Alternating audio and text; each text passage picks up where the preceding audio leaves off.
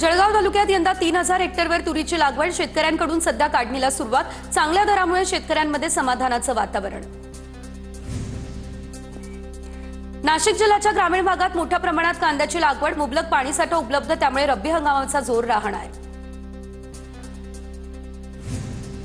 वाशिम जिल्ह्यात नवीन हळद बाजारात येण्यापूर्वीच दरांमध्ये सातत्यानं वाढ, रिसोड एपीएमसी मध्ये कांडी हळदीला किमान 15,400 रुपये ते कमाल 16,700 रुपये प्रति क्विंटलचा दर, हळद उत्पादक शेतकऱ्यांमध्ये समाधानाचं वातावरण।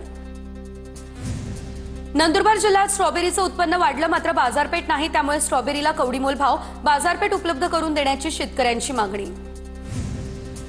वाशिममध्ये 2025च्या खरीप हंगामात अतिवृष्टीने मोठं नुकसान, जिल्ह्यातील 793 गावांची खरीप पिकांची अंतिम पैसेवारी जाहीर, शेतकऱ्यांना दिलासा मिळण्याची दाट शक्यता। नंदुरबार जिल्ह्यात कापसाला भाव नाही, दुसरीकडे मजुरांना अधिक पैसे देऊन मजूर मिळेना, जिल्ह्यातील बहुतांश भागामध्ये कापूस वेचणी रखडली। वाशिममध्ये रब्बी हंगामातील ई पीक पाहणी प्रक्रिया संथ गतीनं सुरू, एकूण 3,66,123 शेतकऱ्यांच्या शेतातील पीक पाहणी अपेक्षित, मात्र केवळ 24.55% क्षेत्राची नोंदणी पूर्ण। ई पीक पाहणीची अंतिम मुदत 24 जानेवारी असल्यानं शेतकरी चिंतेत।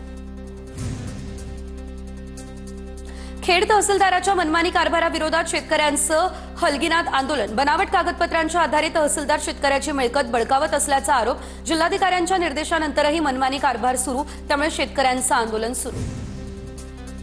धाराशिवमध्ये एमआयडीसी प्रशासनाविरोधात शेतकऱ्यांचे भीक मागू आंदोलन, जमिनीचा मोबदला द्यावा किंवा इच्छा मारण्याची परवानगी द्या, शेतकऱ्यांची ही मागणी।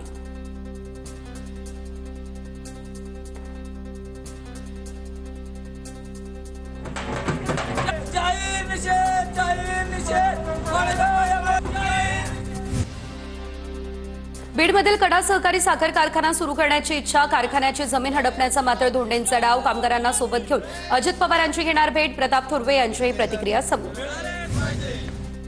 धाराशिवमधल्या लोहारा तालुक्यातील दक्षिण सेवळी या ग्रामस्थांचं उपोषण, मागे वाडी विभाजन करण्याची ग्रामस्थांची मागणी, 3 महिन्यांमध्ये वाडी विभाजन करून देण्याचं प्रशासनाचं आवाहन। पुण्यात आंदोलन करणाऱ्या एमपीएससीच्या विद्यार्थ्यांना मध्यरात्री पोलिसांनी हटवलं, तर पीएसआय पदासाठी 1 वर्ष वयोमर्यादा वाढवून देण्याची आंदोलक विद्यार्थ्यांची मागणी।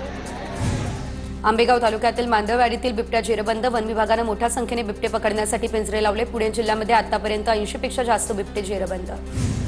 बुलडाण्याच्या शेगावमधील भास्तन शिवारामध्ये बिबट्याचा मुक्त संचार, रात्री शेतीला पाणी देण्यासाठी जाणाऱ्या शेतकऱ्यांमध्ये दहशतीचं वातावरण, बिबट्याचा बंदोबस्त करून शेतकऱ्यांना दिवसा वीज उपलब्ध करून देण्याची शेतकऱ्यांची मागणी।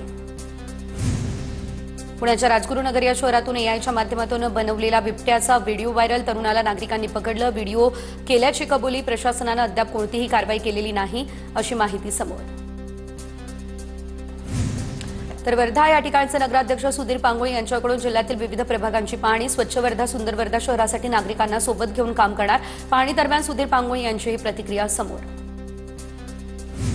पुण्याच्या भोर नगरपालिकेमध्ये नवनिर्वाचित नगराध्यक्षांचा पदग्रहण समारंभ संपन्न, नगराध्यक्ष रामचंद्र आवार यांनी नगराध्यक्षपदाचा पदभार स्वीकारला, नगराध्यक्षांना शुभेच्छा देण्यासाठी नागरिकांची मोठ्या प्रमाणात गर्दी। कराड नगरपालिकेचे नवनिर्वाचित नगराध्यक्ष राजेंद्रसिंह यादव यांनी नगराध्यक्षपदाचा पदभार स्वीकारला, माजी मंत्री बाळासाहेब पाटील शिंदे सेनेचे जिल्हाध्यक्ष असलेले जयवंतराव शेलार यांच्या उपस्थितीत पदभार स्वीकारला। मलकापूर नगर परिषदेचे भाजपचे नवनिर्वाचित नगराध्यक्ष तेजस सोनवले यांनी पदभार स्वीकारला, आमदार डॉक्टर अतुल भोसले यांच्या उपस्थितीमध्ये पदभार स्वीकारला। निवडणुकीच्या कामकाजासाठी हजर न राहिलेल्या 2 मृत शिक्षकांना महानगरपालिकेची नोटीस, छत्रपती संभाजीनगरातील धक्कादायक प्रकार, जिल्हा प्रशासनाकडून 8,000 शिक्षकांचा डाटा आल्यानं नोटीस, प्रशासनाचं स्पष्टीकरण। पिंपरी चिंचवडमध्ये ही प्रभाग क्रमांक 16 मध्ये चुलत भाऊ म्हणून अपक्ष बहीण भाऊ म्हणून रिंगणात, प्रज्ञा खानोलकर यांच्यासह त्यांचे चुलत बंधू मयुरेश खानोलकर अपक्ष म्हणून निवडणुकीच्या रिंगणात। छत्रपती संभाजीनगर महापालिका निवडणुकीमध्ये एमआयएम पक्षाची अंतिम उमेदवारी यादी जाहीर, 29 पैकी 14 प्रभागांमध्ये 51 अधिकृत उमेदवारांची घोषणा, अनेक जुन्या नगरसेवकांचे तिकीट कापत नवीन चेहऱ्यांना दिली संधी। पिंपरीमध्ये एकाच वॉर्डात एकाच उमेदवाराला 2 पक्षांकडून उमेदवारी दिल्याचं समोर, असे 2 उमेदवार पिंपरीमध्ये असल्याचं उघड, वॉर्ड क्रमांक 20B आणि 30A मध्ये ही बाब समोर। ठाण्यात शिवसेनेने पहिलं खातं उघडलं, शिवसेना महायुतीच्या प्रभाग 18 मधील उमेदवार जयश्री फाटक यांची बिनविरोध निवड। धुळे महानगरपालिकेत भाजपच्या आणखी एका उमेदवार बिनविरोध विजयी तर प्रभाग क्रमांक 17 मधून अमोल मासुळे बिनविरोध विजय. अपक्ष उमेदवारांनी अर्ज मागे घेतला, त्यामुळे अमोल मासुळे बिनविरोध. जळगावमध्ये आमदार सुरेश भोळेंचा मुलगा विशाल भोळे बिनविरोध. प्रभाग क्रमांक 7 मधून भाजप उमेदवार विशाल भोळे बिनविरोध विजय. जळगाव महानगरपालिकेमध्ये भाजपची दुसरी जागा बिनविरोध.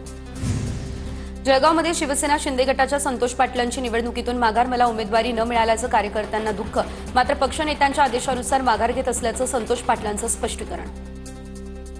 सोलापूर महापालिकेच्या प्रभाग 23 मधील शिवसेनेच्या उमेश गायकवाड यांची माघार. शिवसेनेचे अधिकृत उमेदवार प्रकाश राठोड यांना पाठिंबा देत माघार.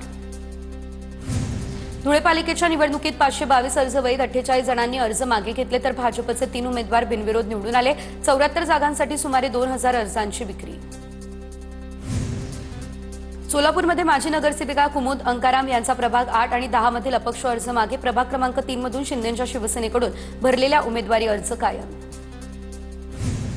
चंद्रपूरमध्ये भाजपकडून एबी फॉर्म वाटपात मोठा गोंधळ. भाजपचे आमदार किशोर जोरगेवार यांची कबुली. पक्षाकडून थेट उमेदवारांना फॉर्म देण्याचा निषेध, मात्र नियोजन चुकल्याचं जोरगेवारांचं स्पष्टीकरण. सोलापुरात तिकीट वाटपानंतर निष्ठावंत कार्यकर्त्यांमध्ये तीव्र नाराजी. तिकीट कापलं, त्यानंतर भाजप कार्यकर्त्याला अश्रू अनावर. मात्र अपक्ष निवडणूक लढवण्यावरती बंडखोर उमेदवार राजकुमार आलुरे हे कायम. पिंपरीमध्ये संदीप गायकवाड आज पवारांच्या राष्ट्रवादीचा अर्ज घेणार मागे. संदीप गायकवाड यांना 2 एबी फॉर्म भरलेले, तर माझ्यासोबत विश्वासघात झाल्यानं शिंदेकडून एबी फॉर्म भरला. संदीप गायकवाड यांचं स्पष्टीकरण. ठाकरेंच्या शिवसेनेचे उमेदवार आणि अंबादास दानवेंचे बंधू राजेंद्र दानवेंनी प्रचारादरम्यान भाजपच्या संजय केणेकर यांची भेट घेतली. भेटीदरम्यान त्यांचे आशीर्वादही घेतले. नाशिकच्या प्रभाग 31 मध्ये भाजपच्या 2 उमेदवारांमध्ये गोंधळ. देवानंद बिरारी यांच्या पत्नी उमेदवारी अर्ज मागे घेण्यासाठी दाखल झाल्या असताना गोंधळ. आपल्यावर हल्ला झाल्याचा देवानंद बिरारी यांच्या पत्नीचा आरोप. धुळे महानगरपालिकेच्या निवडणुकीत भाजपकडून बिनविरोध उमेदवार निवडून आणण्यासाठी दबाव. शिंदेसेनेच्या पार्वती जोगे यांचा आरोप. शिंदेसेनेच्या उमेदवारांवरती भाजप नेते दबाव टाकत असल्याचाही आरोप. संभाजीनगरचे शिंदेचे जिल्हाप्रमुख राजेंद्र जंजाळ यांना दिलासा. उमेदवारी अर्जावरील आक्षेप निवडणूक अधिकाऱ्यांनी फेटाळला. उमेदवारी प्रतिज्ञापत्रावर माहिती लपवल्याचा घेतलेला आक्षेप. पुण्यात अजित पवारांकडून बापू नायरला उमेदवारी. बापू नायर मकोकातील आरोपी होता. प्रभाग क्रमांक 39 मधून राष्ट्रवादीकडून बापू नायर निवडणूक लढवणार. चंद्रभागा स्वच्छतेसाठी खर्च करण्यात आलेले कोट्यवधी रुपये वादाच्या भोवऱ्यात. नदी शुद्धीकरणासाठी बसवलेले इंग्लंडचे सेबर तंत्रज्ञान अनेक महिन्यांपासून बंद. वाल्मिकी संघटनेकडून 24 कोटी रुपये पाण्यात घातल्याचा आरोप करत आंदोलनाचाही इशारा. बुलडाण्याच्या जळगाव जामोद या तालुक्यातील आसलगाव गावामध्ये आता जिल्हा परिषदेच्या शाळेत शिकवण्यासाठी शिक्षक नाही. विद्यार्थ्यांचे शैक्षणिक नुकसान. पीएमश्री योजना अंतर्गत आसलगाव गावामध्ये जिल्हा परिषदेची सुसज्ज अशी शाळा निर्माण करण्यात आली.